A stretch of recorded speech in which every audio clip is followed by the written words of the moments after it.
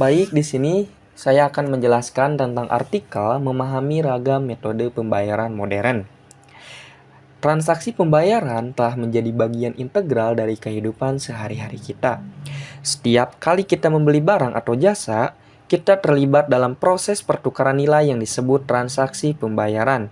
Seiring dengan perkembangan teknologi, metode pembayaran telah berevolusi dari penggunaan uang tunai tradisional menjadi berbagai bentuk pembayaran digital yang lebih canggih. Nah, artikel ini bertujuan untuk memberikan pemahaman menyeluruh tentang berbagai metode pembayaran modern yang tersedia saat ini, serta menganalisis tren terbaru dalam industri ini. Kita akan menjelajahi kelebihan dan kekurangan dari setiap metode, serta membahas implikasinya terhadap konsumen dan bisnis. Pertama ialah metode pembayaran. Nah, metode pembayaran ini terbagi menjadi beberapa bagian, di mana yang pertama ada pembayaran tunai. Meskipun dunia bergerak menuju era digital, uang tunai ini masih memiliki perannya sendiri dalam transaksi pembayaran, di mana memiliki kelebihan yaitu universalitas, diterima secara luas, privasi, tidak meninggalkan jejak digital, dan tidak memerlukan teknologi, cocok untuk daerah dengan infrastruktur terbatas.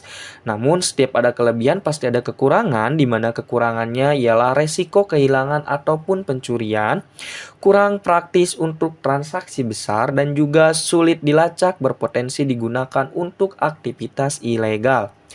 Dalam konteks saat ini, penggunaan uang tunai cenderung menurun, terutama di daerah perkotaan dan negara maju. Namun, masih menjadi pilihan utama di beberapa sektor ekonomi informal dan daerah pedesaan. Lalu yang kedua ada pembayaran non-tunai, di mana pembayaran non-tunai juga memiliki beberapa. Pertama ada kartu debit dan juga ataupun bisa disebut dengan kartu kredit, kartu debit atau kartu kredit. Nah, kartu debit ataupun kartu kredit ini ialah kartu plastik yang terhubung langsung dengan rekening bank ataupun debit atau fasilitas pinjaman yang disebut dengan kredit. Nah, cara kerjanya yaitu saat digunakan, informasi kartu dikirim ke jaringan pembayaran untuk verifikasi dan otorisasi transaksi, di mana memiliki kelebihan yaitu praktis dan aman. Perlindungan konsumen terutama kartu kredit dapat digunakan untuk transaksi online. Kekurangannya yaitu bergantung pada infrastruktur dan koneksi internet, potensi biaya tambahan terutama untuk kartu kredit, dan juga resiko skimming atau pencurian data.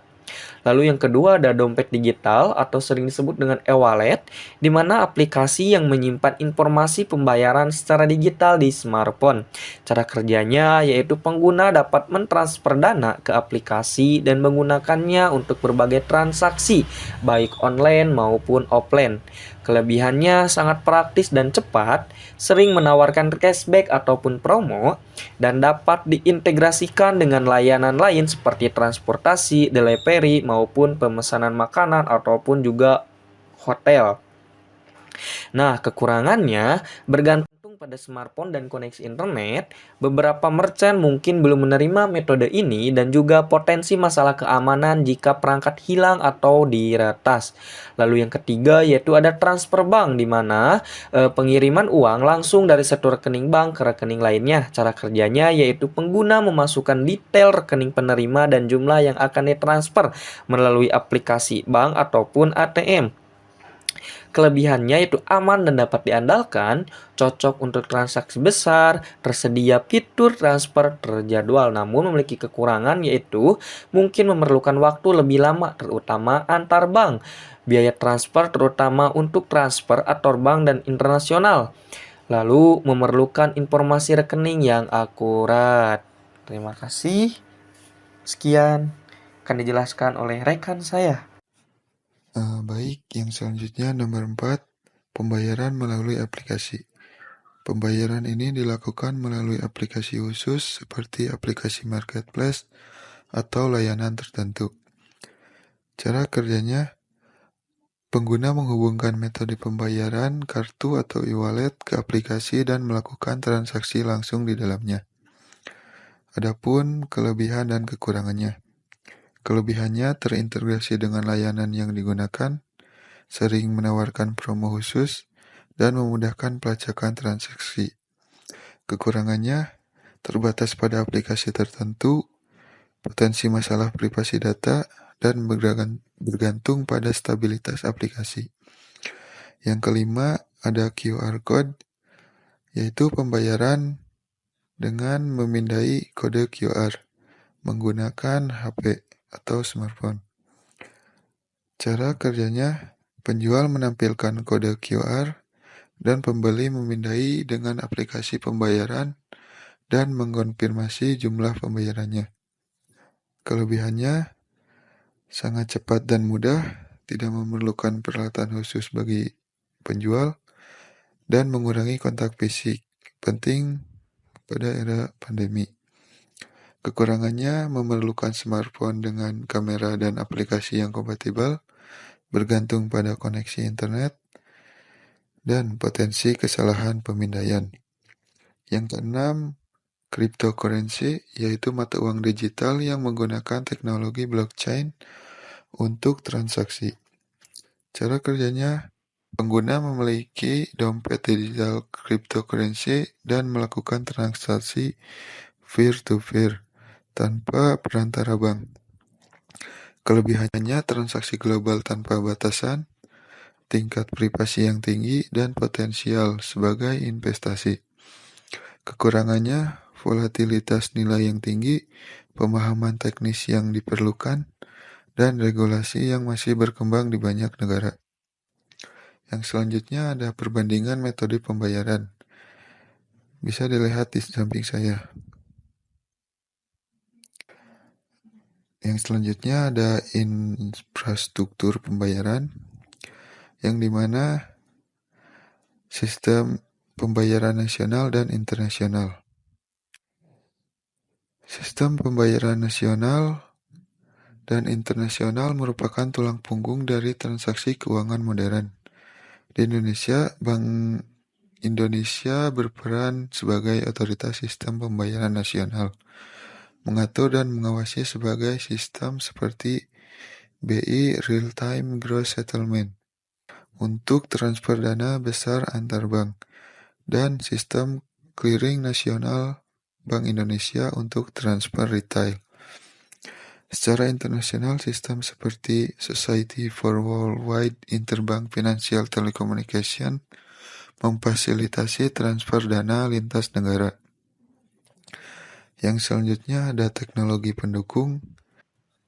Beberapa teknologi kunci yang mendukung transaksi pembayaran modern diantaranya yang pertama NFC atau Near Field Communication, yaitu teknologi yang memungkinkan perangkat bertukar data dalam jarak dekat dan digunakan dalam pembayaran contactless. Yang kedua ada blockchain, yaitu teknologi yang mendasari over cryptocurrency menawarkan transaksi terdesentralisasi dan transparan. Yang nomor 3 ada biometrik, yaitu penggunaan karakteristik fisik seperti sidik jari atau pemindaian wajah untuk autentikasi pembayaran dan meningkatkan keamanan.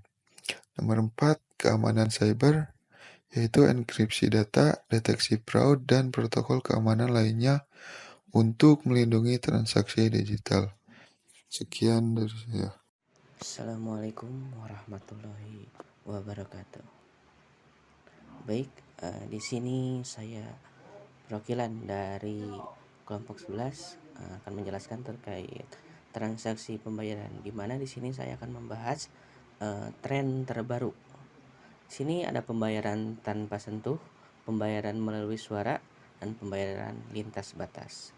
Baik, pembayaran tanpa sentuh adalah meningkat signifikan selama pandemi COVID-19. 2. Pembayaran melalui suara, yaitu integrasi dengan asisten virtual seperti Alexa atau Google Assistant.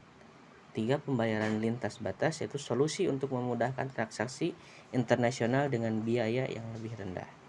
Faktor pendorong utama dari tren ini adalah kebutuhan akan kenyamanan, keamanan, dan efisiensi dalam bertransaksi. Dampaknya, terlihat pada perubahan perilaku konsumen dan adaptasi bisnis terhadap teknologi pembayaran baru. Selanjutnya, regulasi. Di Indonesia, regulasi terkait transaksi pembayaran diatur oleh Bank Indonesia atau Otoritas Jasa Keuangan atau OJK. Ada beberapa regulasi penting di sini, yaitu meliputi Peraturan Bank Indonesia tentang penyelenggaraan teknologi finansial. Kedua, Peraturan OJK tentang layanan pinjam meminjam uang berbisnis teknik informasi. Regulasi ini bertujuan untuk menjaga stabilitas sistem keuangan, melindungi konsumen, dan mendorong inovasi dalam industri pembayaran. Selanjutnya kita membahas terkait dampak transaksi pembayaran. Di sini ada dampak ekonomi dan ada dampak sosial. Baik, untuk dampak ekonomi yaitu pertumbuhan ekonomi, transaksi yang lebih efisien mendorong aktivitas ekonomi. Kedua, inklusi keuangan, yaitu metode pembayaran digital membantu menjangkau masyarakat yang belum terlayani bank. Ketiga, efisiensi bisnis, mengurangi biaya penanganan uang tunai dan mempercepat siklus pembayaran.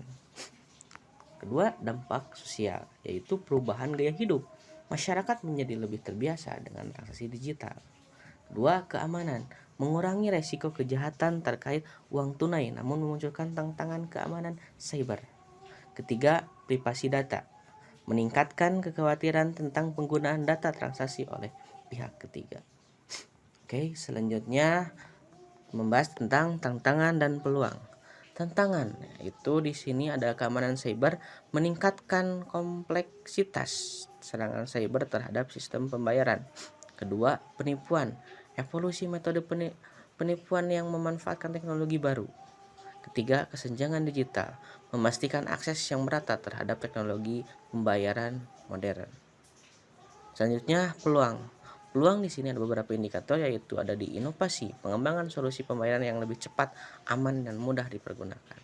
Kedua adalah perluasan pasar. Di sini adalah membuka peluang bagi bisnis untuk menjangkau pasar baru melalui e-commerce. Ketiga, kolaborasi antar industri, integrasi layanan pembayaran dengan sektor lain seperti kesehatan, pendidikan, dan transportasi. Untuk kesimpulan yang akan saya terangkan di sini, yaitu dunia transaksi pembayaran terus berkembang dengan pesat, didorong oleh inovasi teknologi dan perubahan perilaku konsumen. Metode pembayaran modern menawarkan kenyamanan, kecepatan, dan keamanan yang lebih baik dibandingkan metode tradisional.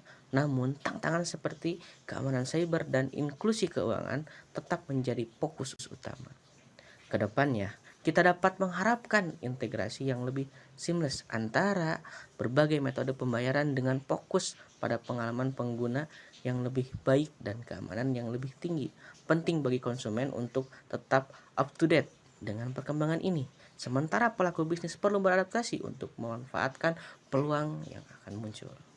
Bagi pembuat kebijakan, tantangannya adalah menyeimbangkan regulasi untuk melindungi konsumen dan stabilitas sistem keuangan sambil tetap mendorong inovasi dalam industri pembayaran.